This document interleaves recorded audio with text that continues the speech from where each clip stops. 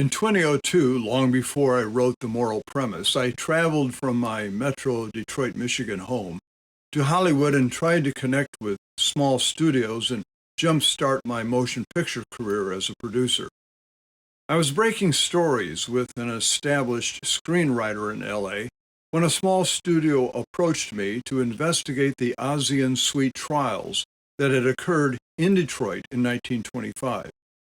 The trials changed the course of justice for African Americans in their quest for fairness in housing amid the distasteful Jim Crow era. It was the summer of 1925. Medical doctor Ossian Suite and his wife Gladys, having just returned from traveling in Paris, where their young daughter Eva was born, purchased a roomy brick home in a white neighborhood of Detroit. Unfortunately, it was a time of racial unrest in the prosperous but heavily segregated city. When the Sweets moved in on September 8th, their home was immediately surrounded by an ugly, unruly crowd of white supremacists who angrily demanded that the Sweets leave. The first night, several hundred surrounded the house, and reports suggest several thousand gathered the second night. Despite a strong police presence to protect the house and the Sweets, rocks, bricks, and trash were thrown at the home, along with loud chanting and verbal threats. The Sweets had recruited 9 armed friends and relatives who had taken up positions with guns from the second-floor bedroom windows. 2 shots rang out. 1 white man was shot in the leg, and another died on the spot. Immediately, the police stormed the house and arrested all 11 and charged them all with murder.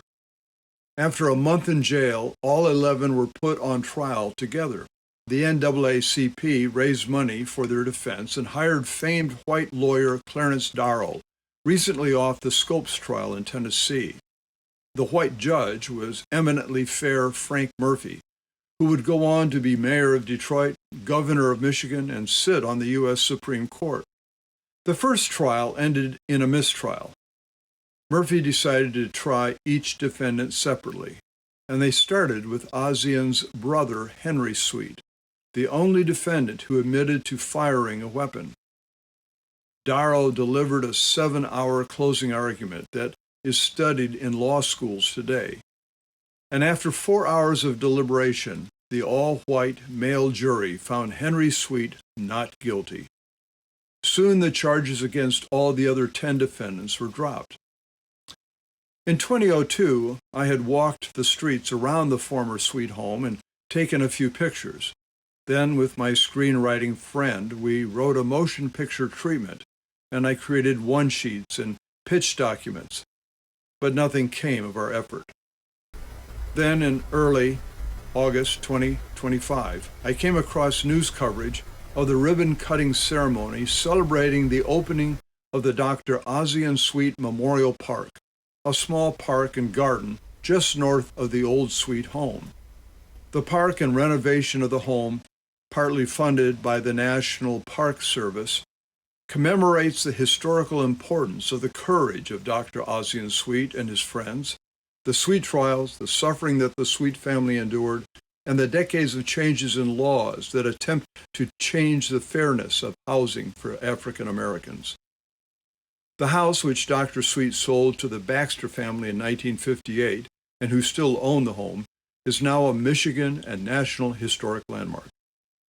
Dr. Ossian Sweet's story and the trials that changed the course of justice and hope for African Americans is a story that needs to be told to a broader audience.